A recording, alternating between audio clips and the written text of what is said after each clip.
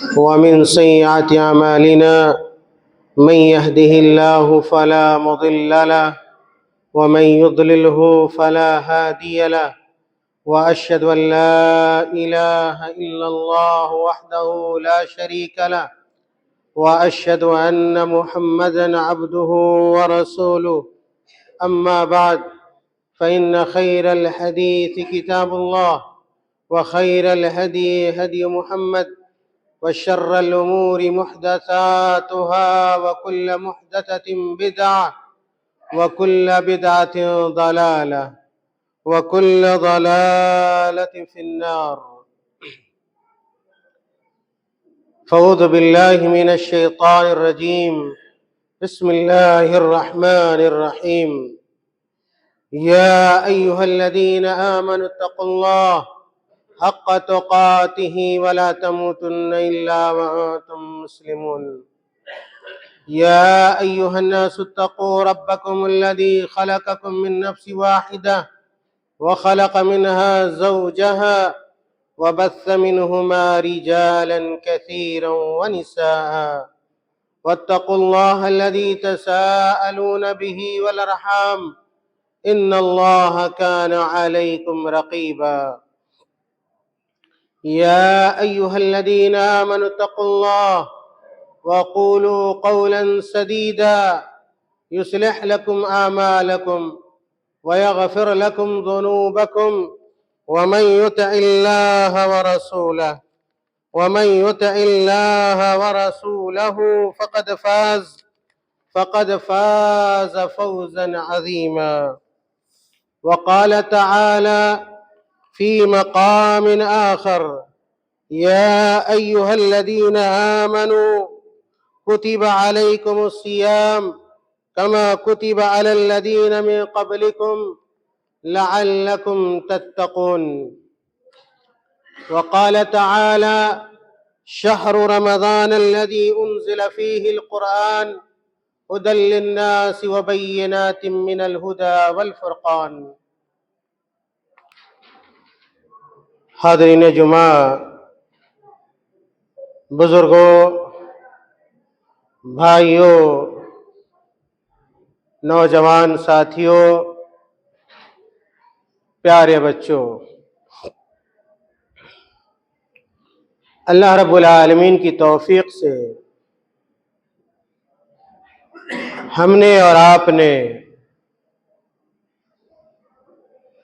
رمضان سے پہلے کا جو مہینہ ہے جس کو شعبان کا مہینہ کہا جاتا ہے، اس مہینے کے آدھے حصے کو پار کر لیا اور تقریباً 10 دنوں کے بعد وہ مہینہ شروع ہونے والا ہے جس مہینے کے پانے کی اور جس مہینے میں پہنچنے کی ہر مسلمان مرد و عورت کی بڑی خواہش ہوتی ہے۔ خوش نصیب وہ لوگ ہوتے ہیں جن کو رمضان کا مہینہ میسر آ جاتا ہے۔ میرے بھائیوں، اللہ کے نبی صلی اللہ علیہ وسلم رمضان کی بڑی تیاری کیا کرتے تھے۔ آپ صلی اللہ علیہ وسلم اور تمام صحابہ کرام رمضان کا خاص اہتمام فرمایا کرتے تھے، بلکہ بعض سلف سے یہ ملتا ہے کہ بعض سلف رمضان سے 6 مہینہ قبل سے رمضان کی تیاری شروع کر دیا کرتے تھے۔ خاص طور سے جب شعبان کا مہینہ آتا، جو بالکل رمضان سے قریب والا مہینہ ہوتا، تو آپ صلی اللہ علیہ وسلم رمضان کی تیاری کے طور پر اس مہینے میں اللہ رب العالمین کی خاص عبادت کیا کرتے تھے۔ اللہ کے نبی صلی اللہ علیہ وسلم سے متعلق آتا ہے کہ اس شعبان کے مہینے میں آپ صلی اللہ علیہ وسلم کثرت سے نفلی روزہ رکھا کرتے تھے، بلکہ امہات المومنین رضی اللہ تعالی عنہن نے کہا کہ اللہ کے نبی صلی اللہ علیہ وسلم رمضان کے علاوہ کسی مہینے کا پورا روزہ نہیں رکھتے تھے، اور نفلی روزوں کے اعتبار سے سب سے زیادہ اللہ کے نبی صلی اللہ علیہ وسلم نے اگر کسی مہینے میں روزہ رکھا ہے نفلی روزہ تو یہ شعبان کا مہینہ ہے، جس کا آدھا حصہ گزر چکا ہے۔ اب ہمیں اور آپ کو یہ محاسبہ کرنا ہے، ہمیں اور آپ کو سوچنا ہے کہ ہم اور آپ کیا کر رہے ہیں۔ مہینہ ہے، آیا ہے، چلا جائے گا، ایسا تو نہیں ہے کہ یہ ہمارا مہینہ ویسے ہی گزر رہا ہے جس طرح دوسرے مہینے گزرتے رہے ہیں۔ میرے بھائیوں، ہر خیر کے معاملے میں، ہر نیکی کے معاملے میں، ہر ثواب کے معاملے میں اس مہینے میں ہمیں پیش قدمی کرنی چاہیے، خاص ہمیں محنت کرنی چاہیے۔ فرائض کے علاوہ ہمیں یہ کوشش کرنی چاہیے کہ نفلی نمازوں کا اہتمام کریں۔ اس مہینے میں ہمیں اس بات کا اہتمام کرنا چاہیے کہ ہم قرآن کریم کی تلاوت کا اہتمام کریں تاکہ ہمارا ذہن تیار ہو سکے، ہماری طبیعت آمادہ ہو سکے، ہماری عادت بن سکے رمضان میں عبادت کرنے کے لیے۔ اسی طرح اس مہینے میں ہمیں اور آپ کو اس بات کا خاص اہتمام کرنا چاہیے کہ ہم صدقات و خیرات کریں، غریبوں کا، فقیروں کا، بیواؤں کا، بے کسوں کا، یتیموں کا، جس حد تک ہم سے اور آپ سے بن پڑے، جس حد تک اللہ تعالیٰ نے ہمیں صلاحیت دی ہے، طاقت و قوت دی ہے، ہم خیر کے معاملے میں آگے بڑھیں تاکہ رمضان کا جو مبارک مہینہ آنے والا ہے پورے طور پر ہم اپنے آپ کو اس مہینے کے لیے تیار کر سکیں۔ میرے بھائیوں، اس مہینے کے بعد جو مہینہ آنے والا ہے بڑی برکت والا مہینہ ہے، بڑی رحمت والا مہینہ ہے، بڑی بھلائی والا مہینہ ہے، اللہ تعالیٰ کی انعام اور اکرام والا مہینہ ہے، اور سعادت مند وہ لوگ ہوتے ہیں، میں نے اشارہ کیا، سعادت مند وہ لوگ ہوتے ہیں جن کو رمضان کا مہینہ نصیب ہوتا ہے۔ میرے بھائیوں،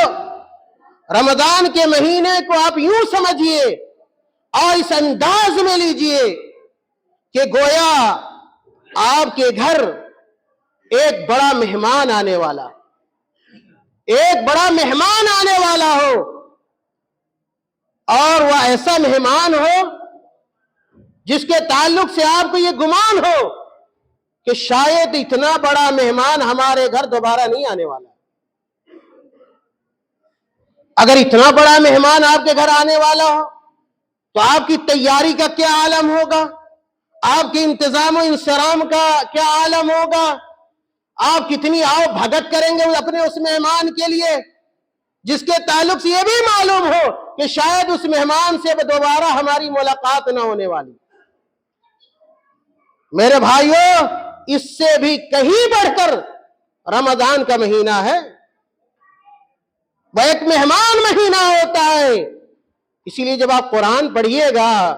سورۃ البقرہ میں آیت نمبر 184 کے اندر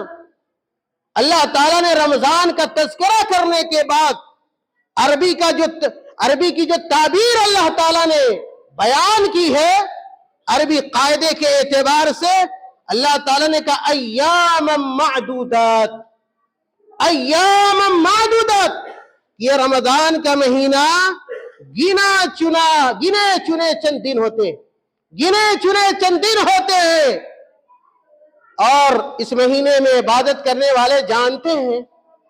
کہ پتہ ہی نہیں چلتا کہ یہ مہینہ کب شروع ہوا تھا اور یہ مہینہ کیسے ختم ہو گیا تیزی کے ساتھ۔ میرے بھائیوں، تو یہ احساس کیجئے، ہم بھی احساس کریں، آپ بھی احساس کریں، اور یہ اس بات کا شعور ہونا چاہیے کہ ایک بہت مبارک مہینہ آنے والا ہے۔ اس کے لیے ہمیں ذہن سازی کرنی ہے، گناہوں سے توبہ اور استغفار کرنا ہے، اس لیے کہ ہم اور آپ اگر گناہوں پر قائم رہیں گے، گناہوں پر باقی رہیں گے، جمے رہیں گے، تو اللہ تعالیٰ ہمیں رمضان میں عبادت کا موقع نہیں دے گا،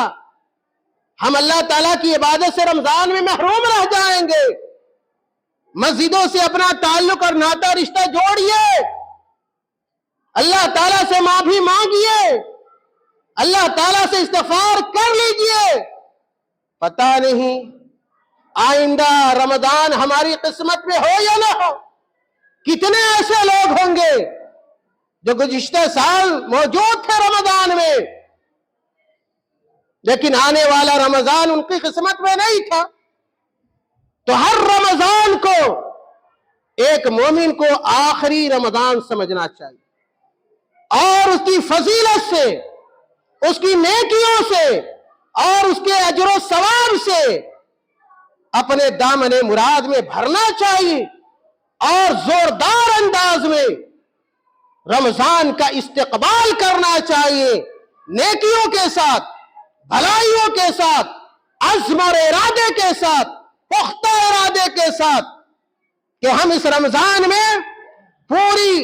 محنت کے ساتھ، پورے شوق کے ساتھ، پورے جذبے کے ساتھ اللہ تعالیٰ کی عبادت کریں گے،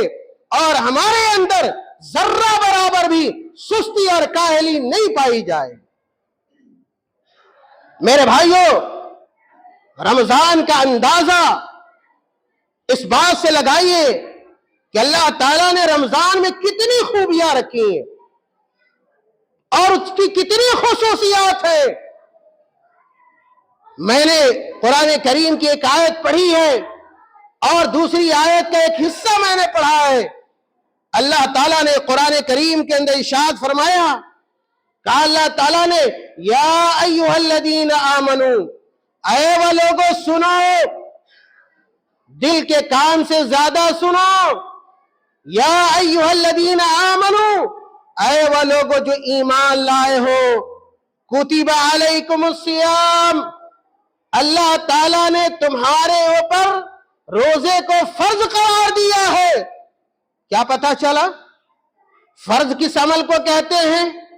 میرے بھائیوں، فرض اس عمل کو کہا جاتا ہے جس کا کرنا ہر عاقل و بالغ مسلمان کے لیے ضروری ہو، اور اگر آدمی اس کو ترک کر دے بلا عذر شرعی کے تو ایسا آدمی گنہگار ہوگا۔ جس طرح یہ نماز ہے ہمارے اوپر فرض ہے، اگر کوئی آدمی نماز نہیں پڑھتا تو وہ گنہگار ہوتا ہے۔ اسی طرح یاد رکھیے روزے کا بھی معاملہ ہے،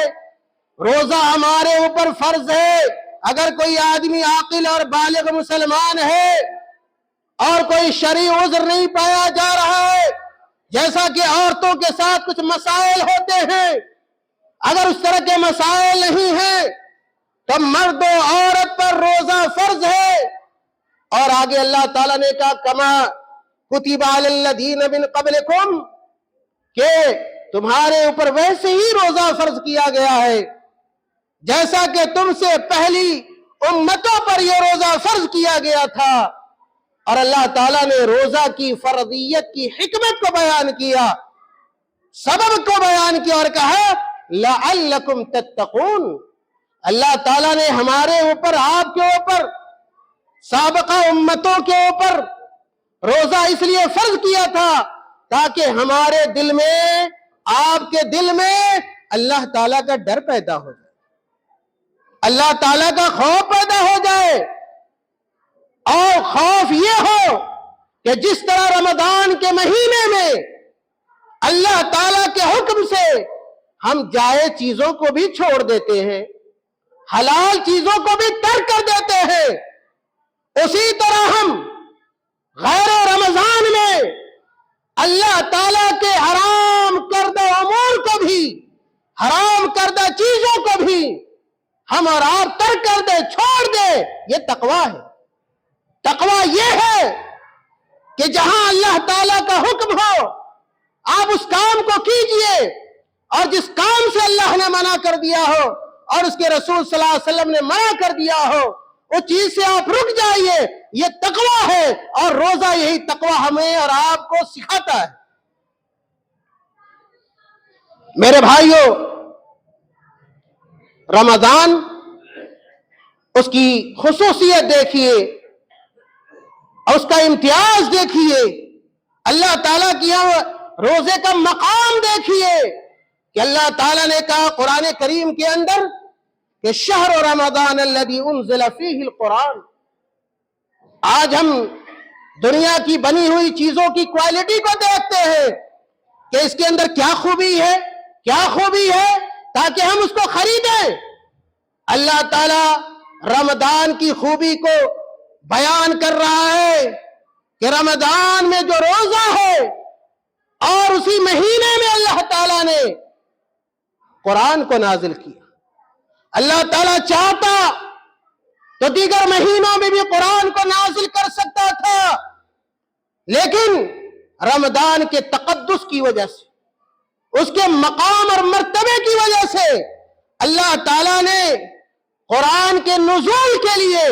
جس مہینے کا انتخاب فرمایا وہ رمضان کا مہینہ۔ اللہ تعالیٰ نے کیا کہا؟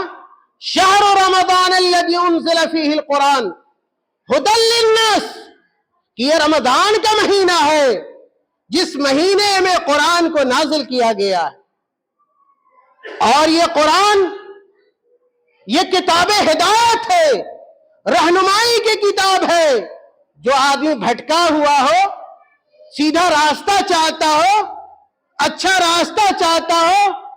دنیا اور آخرت کی کامیابی والا راستہ چاہتا ہو، تو اللہ تعالیٰ نے کہا ھدی للناس، ایسے لوگوں کو یہ قرآن پڑھنا چاہیے، اس کو سیدھا راستہ مل جائے گا، اس کو جنت کے راستے کا پتہ چل جائے گا۔ اور آگے اللہ تعالیٰ نے کہا وَبَيِّنَاتٍ مِّنَ الْهُدَى وَالْفُرْقَانِ، کہ جو لوگ قرآن پڑھیں گے انہیں اس بات کا علم ہو جائے گا کہ راہ ہدایت کون سی ہے، اور اسی طرح باطل راستہ کون سا ہے،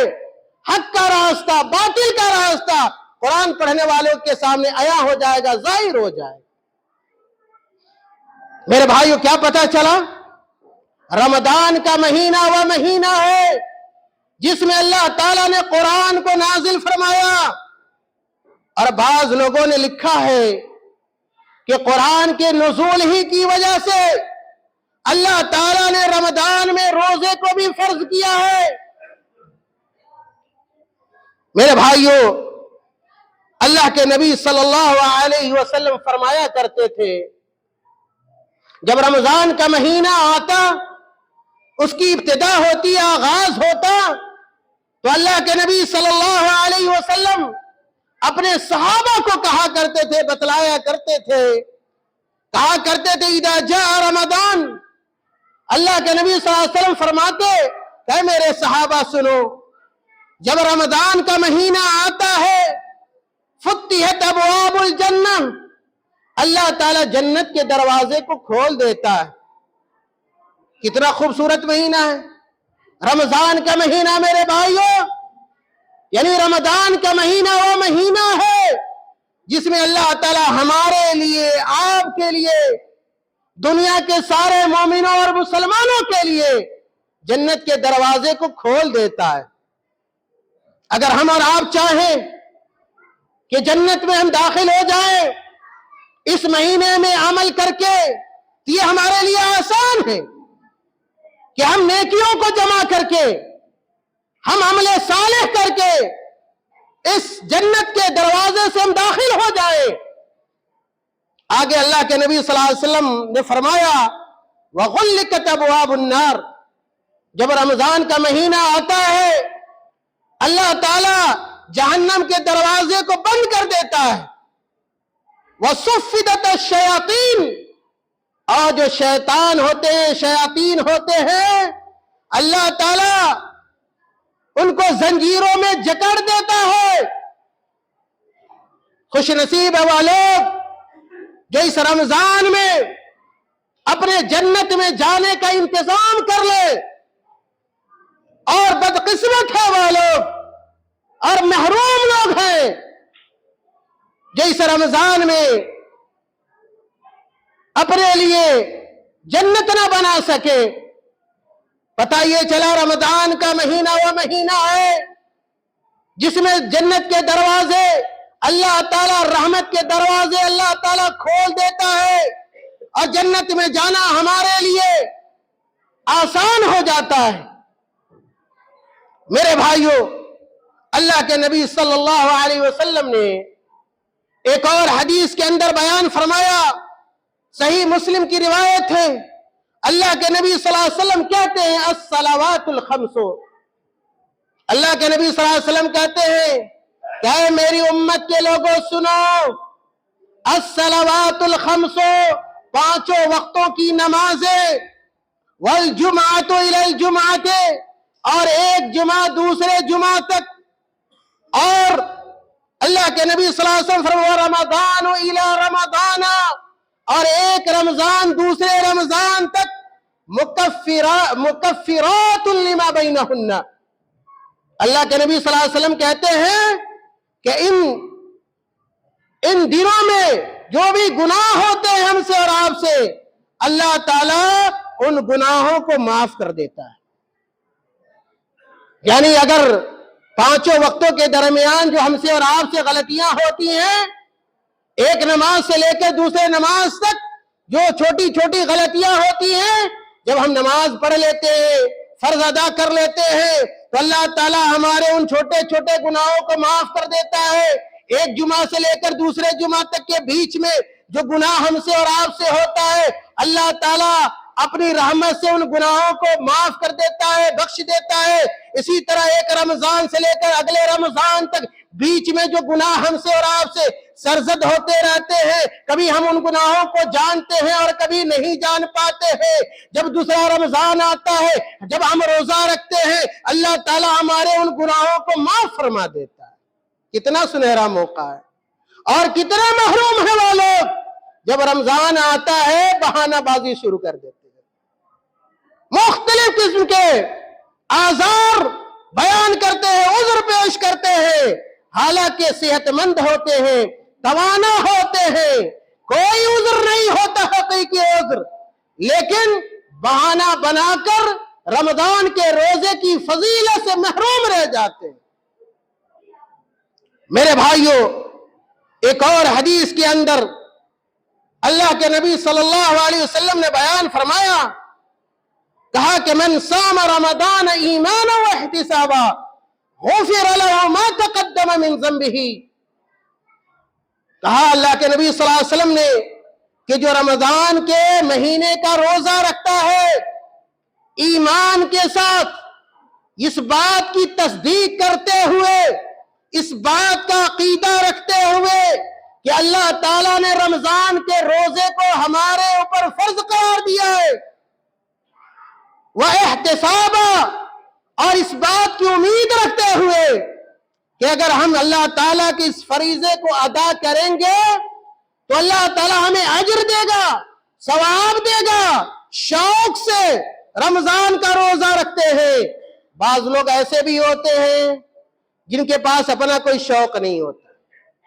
کوئی ان کی چاہت نہیں ہوتی ہے، کوئی اپنی طبیعت نہیں ہوتی ہے، وہ دکھاوے کے لیے روزہ رکھتے ہیں، یہ سمجھتے ہیں کہ فلاں آدمی روزہ رکھ رہا ہے ہمیں بھی روزہ رکھ لینا چاہیے۔ وہ اللہ تعالیٰ کے ڈر سے روزہ نہیں رکھتے ہیں، اللہ تعالیٰ کے ثواب کے شوق میں روزہ نہیں رکھتے ہیں۔ یاد رکھیے ایسے روزے کا کوئی اعتبار نہیں۔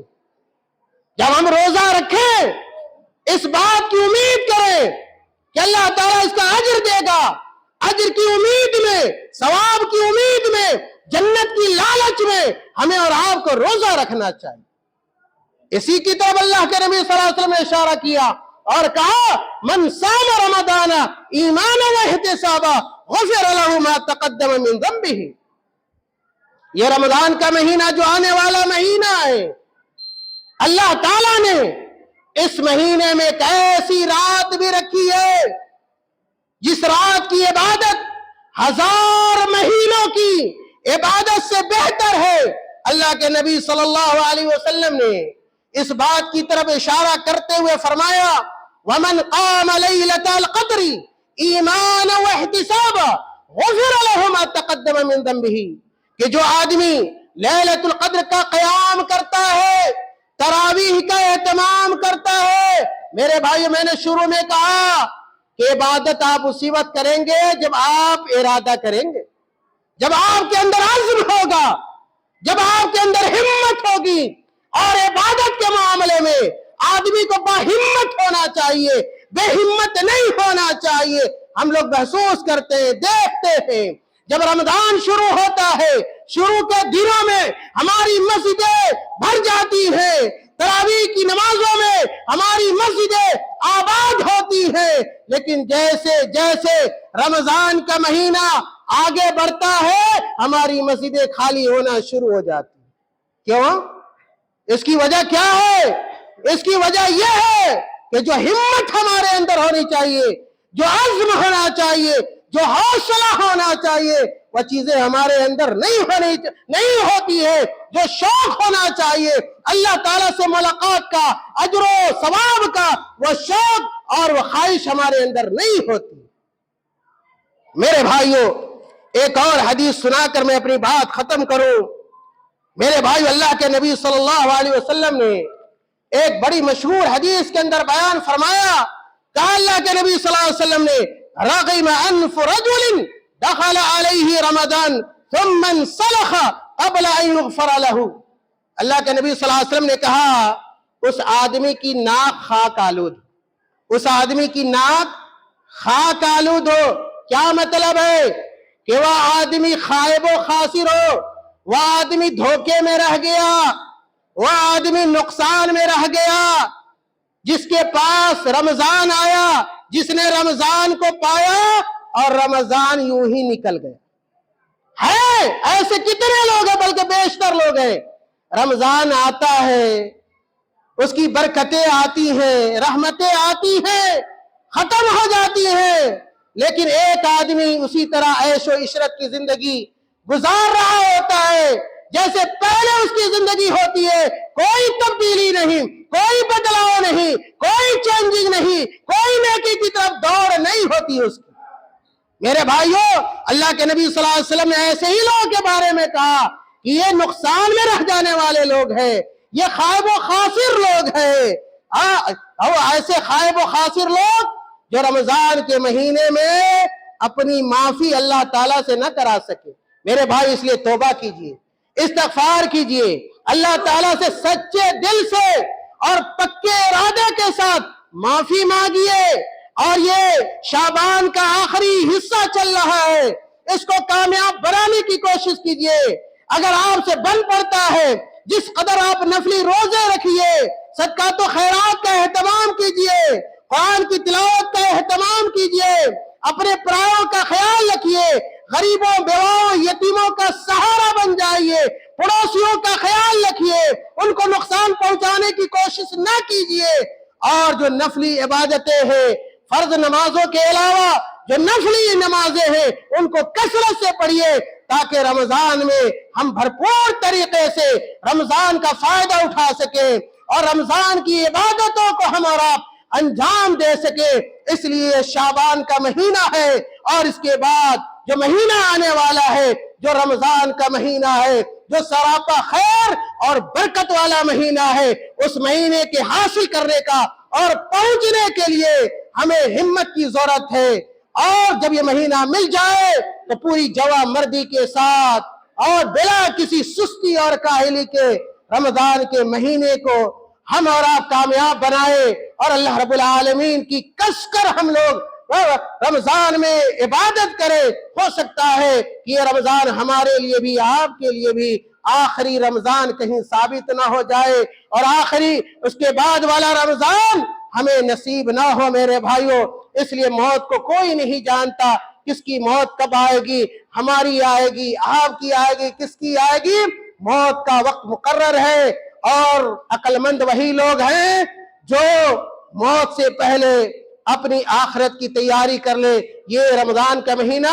آخرت کی تیاری کا مہینہ بھی ہے۔ اللہ تعالی ہم تمام لوگوں کو نیک عمل کی توفیق عطا فرمائے، اور رمضان سے